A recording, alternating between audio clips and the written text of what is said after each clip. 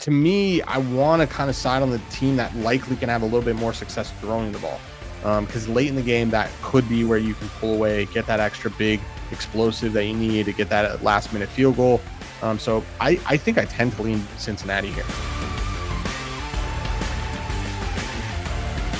Welcome in. It's another weekly edition of BTB Analytics, back with you, breaking down college football. We are in week 13, two weeks left in the regular season.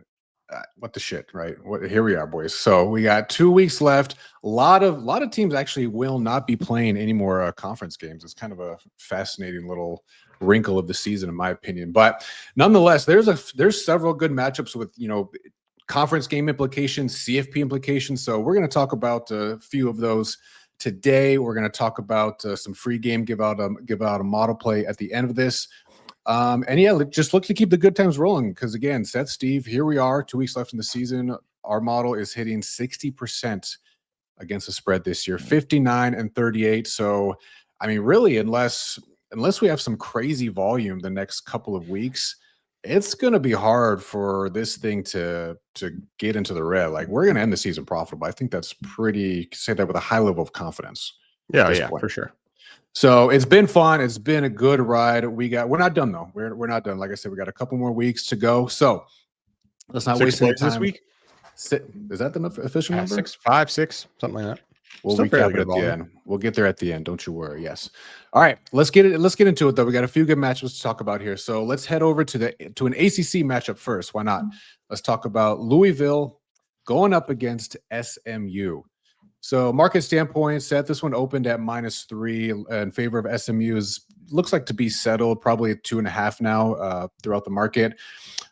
Model makes it -4.5 in favor of SMU here. So implication wise, like, SMU is still technically in the mix for the ACC title game. ESPN, give it for what it's worth, all their projections and shit, they give them a 38% chance to make the title game still. So obviously they got to come out on top and beat Louisville. Yeah. Which, we have another rooting interest in this one because we're on the under Louisville 8.5 in this one. So we'll have an extra couple close eyes on this one. But from the game script and from the expectation standpoint, Seth, like, my question in this one is, whose passing offense do we trust more in this one? Because neither team, I don't think we're going to see them run the ball a ton.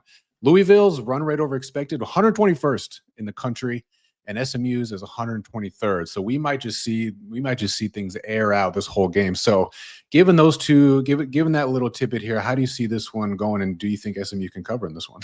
Yeah. So you started off at the top saying our model makes this 4.5 for SMU. The raw model number is 8.5 for SMU. So it does look like SMU is going to be the better throwing team.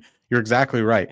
Louisville is throwing the ball 10.7% more than average, and SMU throwing the ball 11% more than an average team. So both these teams love to throw it. The interesting thing I found here, we now know why Miller Moss left USC and really got forced out. 102nd passing offense for Louisville. This team is a team that is really getting most of their efficiency on the ground.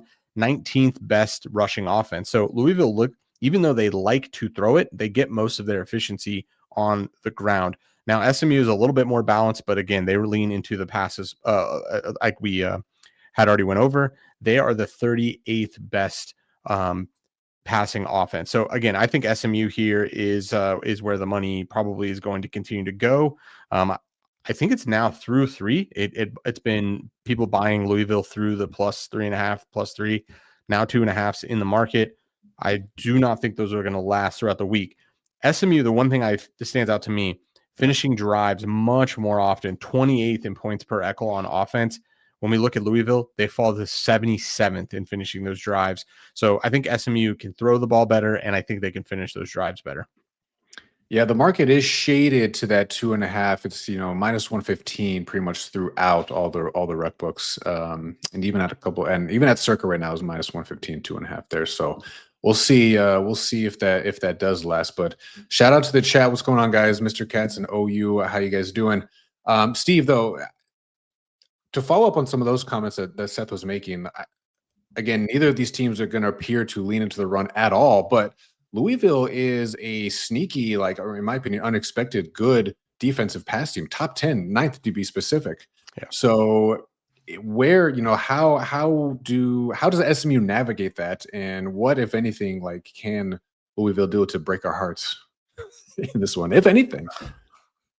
Yeah, I mean, I guess the one thing I want to call out is that, yeah, we talk about the run rate over expected and how Louisville is throwing the ball more, but they can run the ball. I do want to be clear. If you look at their efficiency when they do decide to run it, they are pretty good at ranking at 19th in our database, but that's really led by Isaac Brown, who we know still has an injury, so not sure what's going to happen with him. He's going to suit up for this game, but Duke Watson is still an absolute game changer. For me, though, I'm wondering how that looks like with their efficiency to run versus SMU's run defense, which is pretty stout itself. So to me, I think that's the bigger sort of matchup in my mind. It's not that they won't run it, it's the can they run it, right? They've been using that pretty sparingly. They've been breaking off plays when they can, but I don't know if SMU defense, which I think has exceeded expectations by all kind of intents and manners for this season, can they do that against them, right? Because if you don't, I think one of the things that you're looking at here is, what are you actually looking at for Louisville offense? And you talked about this, Seth, just alluded to it, but this whole Miller Moss experience, if you're creating third and longs for him and making him beat you solely with his arm, I'm not sure if that's actually the recipe for success for Louisville. And then for me, the other big thing I want to call out is what's going to happen with their kicking game. I mean, I don't know if you were watching this game last week, Seth. I think it was your off the numbers. You had the parlay, but the kicking against Clemson. I mean, they had a missed PAT, a missed field goal late to go ahead. Then they had another missed field goal late after effectively a turnover. They could have been a game winner. They missed that one too.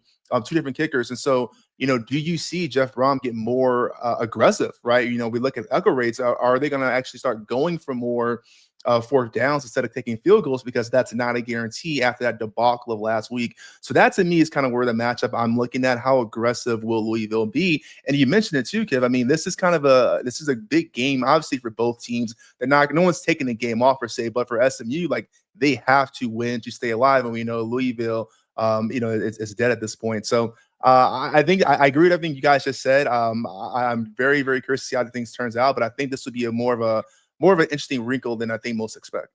Yeah, it makes sense. Let's root. Let's hope the Mustangs figure out a way to pull it off for sure. Because I think I forget who they're. I think they play Kentucky. Is it Michigan? Oh, in the last week of the season, yeah. They play who? Kentucky. That's right. Okay, yeah, they can lose. Team. They could lose both these games. They could lose both. Yeah. So. SMU. I thought this was interesting. This was not on my bingo card. Number 4 in defensive points per echo for SMU's defense. To your point, Steve, like, I don't know what's going to happen. This is kind of like bad on bad or bad on good. We talked about it a lot. Like, Louisville can't finish drives, but SMU like really deters offenses from finishing drives. So push comes to shove here. I don't know if going forward on 4th actually does anything here. We'll see. Yeah. Yeah, raw model here, 8.5. It's anybody's off the numbers? No. SMU's been a weird team. It's hard to bet on them. I know. Yeah, for sure. So. Every time we bet on them, they lose. Maybe that's not true. We bet on them against Miami. That's not true. They covered against Miami. That's true. Yeah. So. All right. So we got one game ACC implications. We actually got another one we'll talk about here coming up. So one key one, and then another, like I said, Pitt and Georgia Tech we'll get to in a minute. But before we jump ahead to that, ladies and gents, let's jump over Big Ten. Next one on the docket here, USC going over to Eugene, Oregon. College Game Day, I think, is going back to Oregon for the second time this season, which is a goddamn travesty in and of itself. I digress. Oregon opened at -9.5 in this one, Steve. Looks like a touch 10 at a couple books, and then has largely been bought back that half point there to 9.5. So we're models on market here at 9.5 for Oregon. And I guess the way I'm thinking about this one, let me know if you agree with this, but you have two teams here, two elite offenses, frankly, but only one team has a decent or good defense. And, that's Oregon in this case. I am concerned about USC's ability to stop Oregon on the ground. So Oregon is, per our numbers, the number 2 rushing team offensively. USC is only 87th in the country at stopping the rush here. So if there is any game script, it's got to be via the ground pound and just churn and burn that efficiency, right? I got to be honest. I don't know if it actually matters or not. I mean, first and foremost, I do want to start by saying I will never forgive the Pac-12 for what they took from us. Right. I mean, these are Pac-12 rivals. Yeah. Now they're leading conversations in the Big Ten. I mean, I know they're in Ohio State or Indiana, but just like they're making noise in this conference when everyone said Pac-12 football was dead, yada yada, just what we could have had. But anyway, to your point, yeah, I mean, listen, this USC defense, I think, is going to be the key to this game, and I think in a negative way for everything you just mentioned. And you look at it since week 5, I mean, this team has absolutely been on a backslide, and a lot of it's been covered up by Jada Maeva's ability to throw the ball and play a nearly elite, if not at least really great quarterback play. But 83rd in pass rush. They from the defensive side for USC, they're 83rd in pass rush. They third lowest pressure rate in the nation here, so they're not getting home. And while I don't know if Dante Moore is a world burner per se, what we see out of Oregon this year, he's good enough to get the job done if you give him a clean pocket and can't get home, right? And then finally, the 108th in sacks. So like they're just not getting that pressure that they need, and to me, that's going to be the difference here because you mentioned it. Yeah, everything we give a lot of love to Oregon's offense, but their secondary really and their defense has really stepped up this year, and that's what's been keeping them in the games. And we were kind of talking crap up against them a couple of weeks ago against Iowa in the game. They honestly probably should have lost off that last second field goal, but it's the defense. When the offense faltered, just like we thought they would, it was really the defense that kind of held them in check and kept them in there. And so if you look at this between that. Jaden splits home and away. I just don't know if USC really has enough to kind of hold pace with Oregon. Now, that being said, the one thing I'll make as a counter argument is if you want to be a naysayer for Oregon, who has Oregon really beat this year, right? I mean, I just got done talking about that close game. They probably should have lost against Iowa. They beat a now 1-6 Penn State team. Sure, they kind of held close with Indiana, but Indiana ultimately pulled off and beat one of my 10. So if you want to make any argument that USC can compete in this game, it's that I don't think Oregon is as dominant as I think people give them credit for. But all that being said, yeah, I mean, I understand where the model's at. I understand where the market's at. Yeah. And to that point, market, two score game right now is from the market standpoint. And I get, another way to I'm thinking about this too is, do we believe that this has shootout potential? Market is sitting at 60 points basically right now. And again, I think that alludes a little bit to USC's offense and giving them credit where credit's due. But if the difference in this one is going to be Oregon's defense, Seth, do you think there's even any value on in that market? Yeah, the over-under market. Yeah, that's interesting. We're pretty much spot on. The raw number here is -10 in favor of Oregon.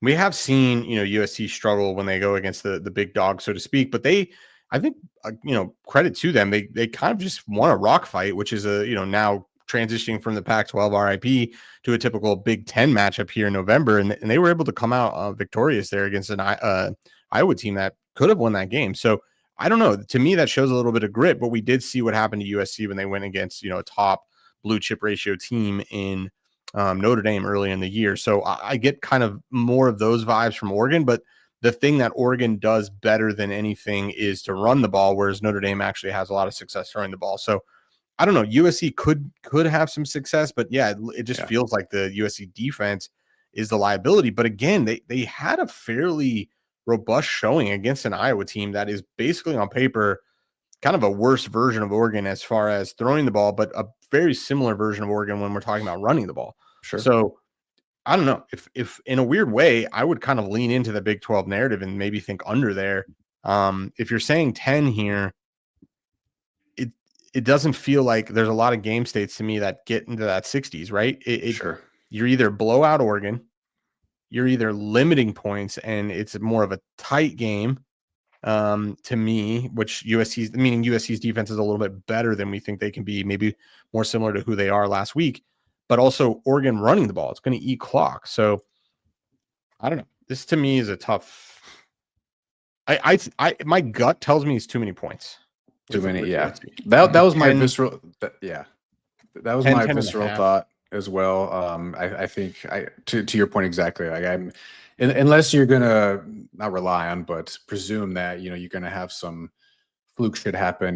High variance type stuff, non-offensive scores, that type of thing. I don't see too many game states where USC can hang, cover, and let alone pull out a win in this one. But I don't know, chat. Let us know what you guys think. If USC, if you guys think USC has a shot in this one, if you're feeling frisky, if you're feeling like it, plus 300 looks like the best price on the market on the money line. Isn't this I can't remember, where did that Notre Dame line close? I think it was around this 10 number. Maybe it was 14. Notre Dame. Yeah, I'd have to go back to the archives. I think Oregon is going to want to run the ball here. So I think that in a way that to me does open up a little bit of variance for USC. If they have success throwing the ball and Oregon's only having success running the ball, I mean, you can see that a shootout can be difficult for Oregon to pull away. Yeah, we'll see. It should be an interesting one. Obviously, Oregon needs this one. They can't lose this one if they want to keep their positioning with respect to the CFP. So it's a big game. Definitely have incentive for them to roll in this one. Mike says, USC struggles. They can't stop the run. Yeah, I mean that's been the MO, like we pointed out too. They beat Iowa, but you could argue Iowa is just so one-dimensional that you just know that they're going to do that. But USC 82nd against the rush. Iowa's a top 10 rushing offense. Yeah. Eric, shadow producer Eric, he said that line was at 10.5. USC Notre Dame. There you go. I think Notre Dame's better than Oregon. That game was at, where was that game? Was that game at? I believe it was at Notre Dame. In Notre Dame, yeah. And I believe it rained. I don't know if it's supposed to rain here, but we'll see. All right, yeah. So we got a two-game spread. Oregon needs this one in the worst way, so they'll definitely be motivated. But all right. Oh, I'm sorry. You know what? Can I just one of the things? You know what pissed me off? You know what pissed me off about this game?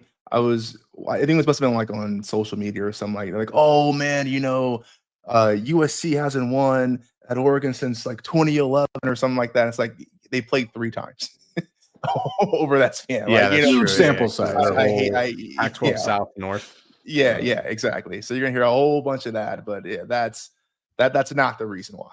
No, absolutely not. Take those trains. All right, 2 games in the books. We got 2 more to cover here. Don't forget, guys, towards the end of this, we're going to be giving out the free model play, some free game as well.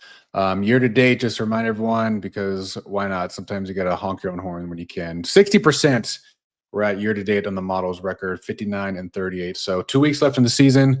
Looking to keep it going. You were right when you called it out at the beginning, Seth. We have 6 more plays on the docket this week. So we'll talk about those at the end a little bit as well. But let's move on and jump back to another potential, or to an ACC matchup with some other potential big implications here. Pitt going up against Georgia Tech here. So market standpoint, Steve, this one opened at -2.5 in favor of Georgia Tech here. Is largely remained at that number. Model makes this -1.5 in favor of Tech, so not really no value on either side of this for us. It's a stay away. Again, take ESPN's projections for what it's worth, grain of salt, all that, but they are projecting Georgia Tech to be the first team out of the CFP, given their existing resume. But they can clinch an ACC title game berth with a win here against Pitt. And for what it's worth, and like Georgia Tech, they give them some credit here. They're a top 10 offense. They are number 7th in our database in terms of passing, and 26 overall in rushing. But Pitt's got a good D, Steve. So how do you see this game flow shaking out? And you were shaking your head at me actually when I said that Georgia Tech's first team out here. So what do you got? Yeah, that doesn't make it makes no sense to me. This ESPN glaze is fucking ridiculous. Every once in a while, it's the you don't say there. It's ESPN and it's CFP, all that stuff. But everyone's saying, it's Miami because Miami's the highest ranked team, and blah blah blah. Miami's not making it to the playoff. I don't want to get in the tangent here, but like just the road to Miami getting there, like this is the conference game.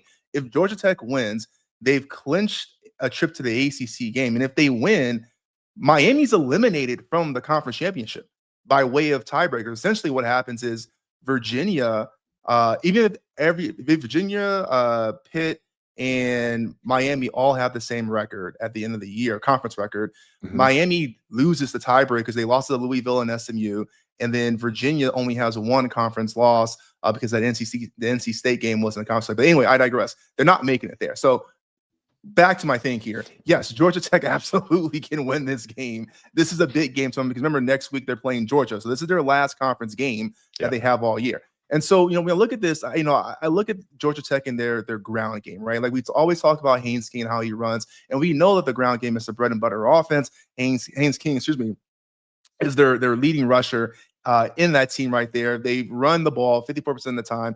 They're top 10 in yards per carry. Like this is who they are, and they protect the ball, right? 5 turnovers in the first 2 games, only 5 turnovers since. Haynes King, 2 interceptions all year long. And so when I look at this, people talk about, kind of how good Pitt's run defense has been, and they have been here. But what we don't look at as well is that for all the love we give Haynes King running the ball, the dude can throw as well. I mean, in our database, we have Georgia Tech, as you mentioned, the number 7 in terms of offensive pass EPA, so they can get it done. Now, on the opposite end, listen, Pitt's no slouch. Don't get me wrong. I want no disrespect, or I mean no disrespect to the Pitt, the fans out there, because Mason Heinzel has been absolutely killing it, even as a true freshman, but he's been the gunslinger, right? So shout out to PFF. They grade the big time throws versus turnover worthy throws, 12 big time throws versus 14 turnover worthy plays. And when you rattle him, i.e., give him not a clean pocket, his passing grade plummets to 32. So this to me is the key. Georgia Tech's defense definitely leaves something to be desired. I'm not going to sugarcoat that whatsoever. But in a high impact game with a true freshman who has been shown to be rattled, when you get pressure. That to me versus the experience of this is why I would lean towards Georgia Tech here at -2.5. And spoiler alert, that is my off the numbers. There's just so much here lining up for Georgia Tech to take this. So I think Pitt's formidable. Don't get me wrong, but yeah, I think you're asking a lot out of a true freshman.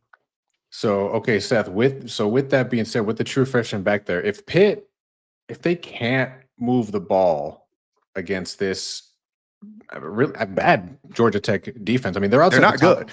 They're outside the top 100 in our database in weighted EPA and success rate allowed.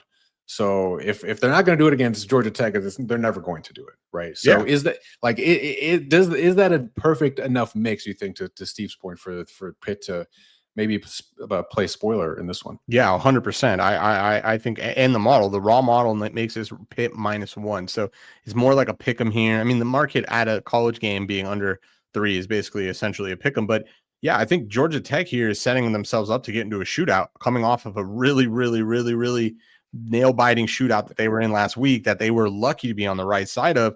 And Pitt, to me, has some signature wins. We saw them. We were on them when they were against Florida State here. So we know that they can play a talented roster that is playing for a lot, right? And some of the numbers that jump out to me here, Georgia Tech weighted defensive EPA 102nd in the nation, Pitt number 8. When we look at points per Eckel, Georgia Tech 104th in defensive points per Eckel. So they're allowing teams to finish those drives. Now, Pitt is 82nd, so they're not necessarily holding teams themselves. But when we look on the offensive side of the ball, they're almost the exact same team on points per Eckel, 53 and 57th, respectively, for these two teams. So to me, I think this is going to be a shootout. How much does Georgia Tech have left in the tank after last week, after barely making it out? Here we go again. Sure. Obviously Pitt got the shit beat out of them at home. I don't know. To me, this is a shootout. It's a coin flip to me.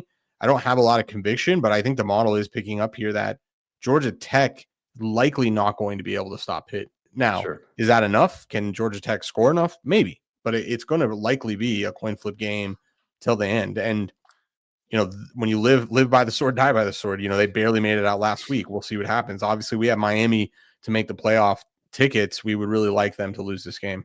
Yeah, a shootout you predict, a shootout you may get. The market total on this one is 62 median. So yeah, that sounds right to me. Yeah, expecting points, and a few more points indeed. So yeah, big time implication here. So all right, we'll circle back to this one briefly when we get to off the numbers to Steve's point here. So all right. 3 down, 1 to go, ladies and gentlemen. As a reminder for everyone, at the end of this, we got our free model play coming up, so don't go anywhere. But before we get there, before we talk about off the numbers, let's get there. One more matchup to talk about. BYU, the Mormon Magic, baby, going up against Cincinnati Bearcats here. So market standpoint, Seth, again, relatively coin flip game. This one went up in -2 in favor of BYU. Ticked up to 2.5 there. Looks like it's kind of selling there at the moment throughout. Our model makes this a 1.5 in favor of BYU, so not seeing any value on either side of this one. Obviously, again, implication standpoint here, BYU can make the title game here with the Big 12 title game here with the win. They also need help. They need an ASU loss and a Houston loss, and then they're in the title game here. So obviously, huge incentive for BYU to take care of business. The market total, for what it's worth, this has been bought up a couple of 2.5 points really since open here. So maybe a little bit of a foreshadowing for what we're kind of expecting here. So because Cincy, Seth, is they're good. They're elite on offense. They in our database number 6 in passing, 10th in rushing. But that BYUD again, nothing to scoff at. 4th overall against the pass. And 31st, solid average against the rush here. So given those two kind of high level comparisons there, I mean, does BYU traveling across the country here to Cincinnati got what it takes to pull out a win? Yeah, well, and they're coming off of a just stomping of TCU last week, but the model is calling this another Big 12 kind of coin flip. We make the game exactly a pick 'em here, and I think what the model is really picking up is the good defense for BYU and a kind of a medium to median offense for BYU going up against a really good Cincy offense and a less than average defense for Cincinnati. So in likelihood, this will be a shootout. Like you're saying, the market has been buying points. That makes a ton of sense. Both these offenses are likely to have success against both of these defenses. Now, they're scoring relatively similar on their drives. Cincinnati number 38 in points per equal on offense and BYU number 40th. So both getting around 4.8 per equal. So I think the scoring there is going to be equal. I think both these defenses are going to struggle. Now, how they do that is a little bit different. BYU wants to run the ball, 2% run rate over expected, whereas Cincinnati wants to throw the ball with a 2% pass rate over expected. So I think that is going to be an interesting matchup because BYU struggles more against the rush than they do defending the pass. So I wonder if Cincinnati is going to be willing to switch that up, or if they're going to be able to kind of have enough success throwing the ball that they stay where they're at. And then the other side of the ball, defensive scoring on defensive points per equal, 20th and 21st at 3.9 points per drive. So to me, these teams are very, very identical. They score similar. They have similar rates of drive success on both offense and defense. It's going to be a coin flip. I tend to want to kind of believe the BYU story here, but Cincinnati coming off a loss, they obviously had a kind of a brutal awakening that they got beat by a mediocre Arizona team. BYU back to business, spanking that ass TCU. To me, I want to kind of side on the team that likely can have a little bit more success throwing the ball. Because late in the game, that could be where you can pull away, get that extra big explosive that you need to get that last minute field goal. So I think I tend to lean Cincinnati here. Okay. Yeah. So Steve, I don't know if you have a different perspective on that, because where my mental model is on this one, this could very well be over simplistic here, but BYU to me is this more balanced team.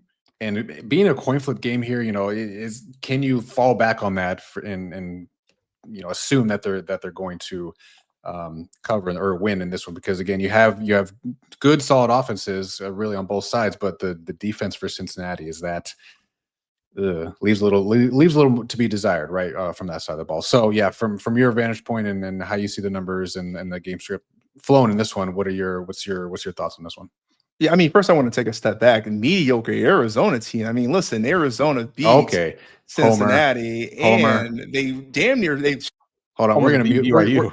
We're gonna mute him for a second because he's just full on Homer mode. So I'm gonna give him a second to I'll pick it up. No, I take it back. Arizona, Heisman, they're gonna make the CFP. I don't know what I was thinking. Listen, it's not my fault NAU is ass, Kevin. All right. Now that being said, yeah, no, I'm with you. I mean, yeah, this is. I'll just mute myself now. Yeah, there you go. I mean, I think Steph said it, very well. I mean, there's definitely going to be things to exploit for each of these teams going into this. We look at BYU and what Barrett Bachmeier has done. I mean, the proof is in the pudding, right? I mean, we've seen this offensive play and what they've been able to do through the air, and I think that's going to continue to happen here. But when you look at Cincinnati, or let me take a step back. When you look at BYU, I think you're going to have to attack Cincinnati's corners, and we've seen that be weakness throughout the year. We saw it in Arizona, we saw it against Iowa State, and we saw it against Kansas. And so when you talk about can Bachmeier do that, I think the answer is absolutely yes. And then on the flip side, you're right.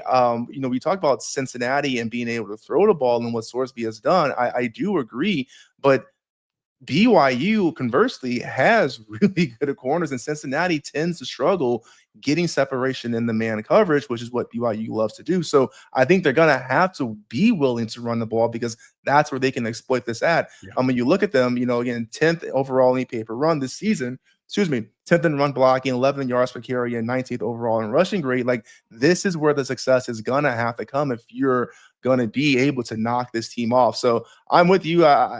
This is definitely going to be a matter of how ego driven are these teams going to be? How flexible are they willing to be? But if Cincinnati can't do that, then to me, this has BYU kind of written all over it.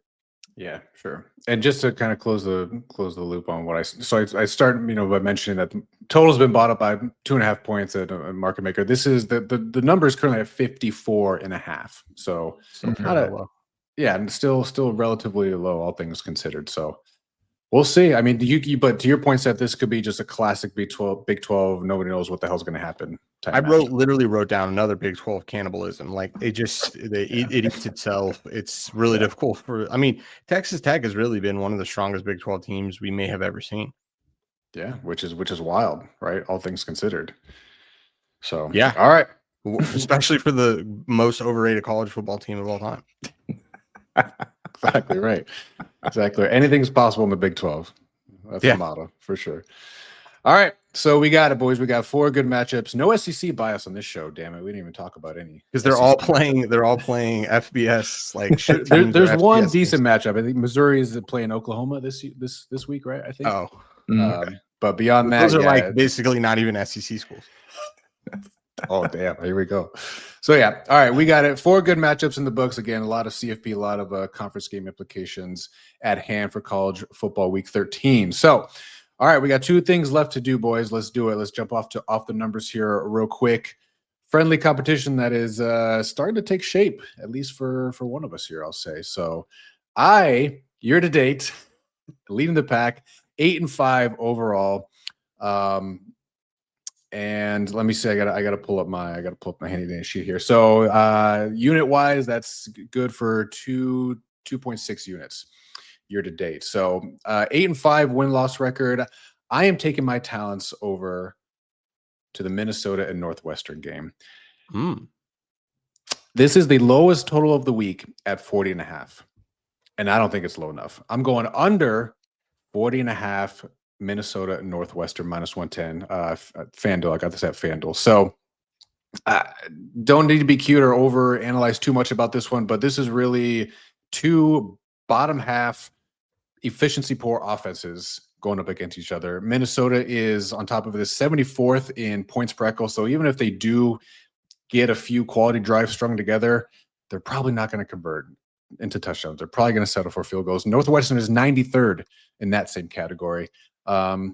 Northwestern D, for what it's worth, little devil's advocate, they're outside the top 100 in defensive efficiency in terms of EPA, but 19th in points per echo allowed. So again, even if both teams can get to the red zone or in scoring position, I don't have a ton of faith that they will consistently be able to score those touchdowns. So I think it's going to be hard to reach 40 without some fluke shit happening, non-offensive scores, special teams, etc. So give me under 40.5. And let's hope for an ugly one. So, all right, that is where I'm at. Steve, you've had a nice little recent win streak here, 2 in a row. I think you've hit here. So you're 6-6 on the year, I believe. So you mentioned you're on Georgia Tech -2.5. Any lasting points you want to mention on that one that you didn't get to? Yeah, I mean, one, we got to make sure we check your math on this whole unit stuff because I still have not seen the numbers. I don't know if I believe it's there. It's there, baby. But there. Okay. No. I mean, nothing really more to add there. I think this is one of those things where this is definitely a subjective play over an objective. For everything we just talked about, there's plenty of reasons why Pitt will be in this game, but this is the season. This is quite literally the season for Georgia Tech. For the chance to get in the ACC, chance to get in the CFP. So give me a coin flip -2.5 under a field goal. I'm going to take that all day. -110 ESPN bet. Okay. Sounds good. All right. Chance for you to get into the win column, win-loss record-wise and also profit-wise. So shout out. Wait, see, this is what I'm talking about. I've had a couple of plus money bets, and I don't think I have anything under or over -110. Check the math. Check the auditor. Audit the auditor. Yes, indeed. All right. Hit me next week then. Let's see what happens. All right. Nonetheless, we digress on that one. So rounding us out here, Seth, take us home. My man is bringing up the caboose here. He's 4-8 year to date. It's a good thing he's crushing in NFL. I got to give him the credit there. But yeah, talk about a cold streak. I think you've lost 4 or 5 in a row now. To your credit, to Steve's point, you had a parlay last week. Goddamn it! Yeah, that was literally the hardest part of the leg. Freaking cash. I mean, that is true. If only right. But nonetheless, you're 4-8. What do you got this week for off the numbers? What are you going? Yeah, I'm going to the SEC here for one of the cupcake games. Georgia versus Chattanooga. Give me Georgia -43. I think Kirby in these spots tends to take his foot off the pedal, but a raw model on this is 50. And what I'm kind of my angle for this, because the market is selling, they're buying the Kirby doesn't cover these spreads. And I would mostly agree here, except that you've already played all your SEC games, and this is your time to get your backups in the game and give them reps and give them live bullet reps. Mm-hmm. And those guys have been chomping at the bit. So this is their time to go out there, and they get to do it against one of the worst teams in the nation in Chattanooga, who can't do anything offensively or defensively. I'm thinking that we're going to see maybe a full quarter of backups, but it's full throttle offense, them trying to score on every drive here. And I think we get a couple of, backdoor scores, so to speak, that aren't coming from the first team, but that second team, those reps are really, really vital. And so I think we're going to get their best shot. And again, it's against a really weak opponent. So I think that they're going to have successful drives there. And I think that's what's going to send us over. Okay. And cover the spread. Just to clarify, did you get a 43 or did you get a 43.5? 43.5 is the best number. Yeah. 43.5 -110 over at FanDuel. All good. Just making sure for audit purposes, Yeah. Gotta audit the auditor. All right. Sounds good. All right. Off the numbers in the books, marquee matchups in the books. Wait, I'm 4-8. How many units am I down though? Yes, unit wise, you are down 3.1 million units. Okay, how many? 3.1 units. And so you were sweating then when Alabama could have easily. Oh, you could have been. Yeah, I mean, beat them on success rate, yards per play. I mean, yeah. Did they get really beat that bad? No, they did not. Yeah, they did not. They actually beat the shit out of Oklahoma. Exactly. Right, yeah, Georgia. Can I like quadruple units? Like, how would it? Can I like degen? If you feel so inclined, I'll save it. Okay, he's saving it. All right. Well, speaking of saving, we saved the best for last, baby. We got one thing left to do. Let's talk about it.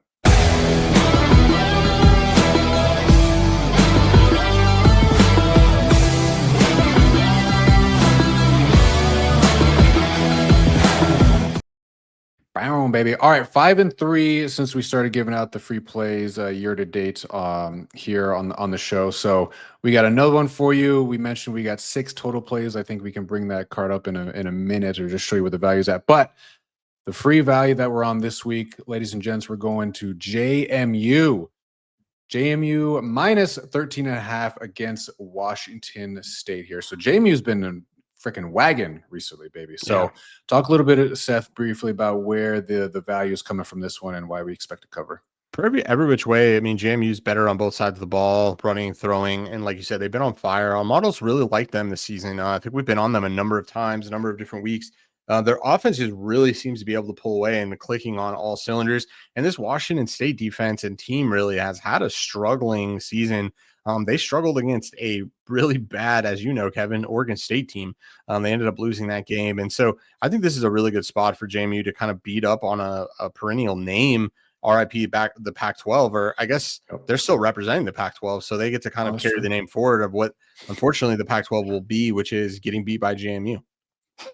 I was going to say, let's hope the Pac-12 just does not show out, or Pac-2 does not show up this week. Yeah. It really hasn't all season.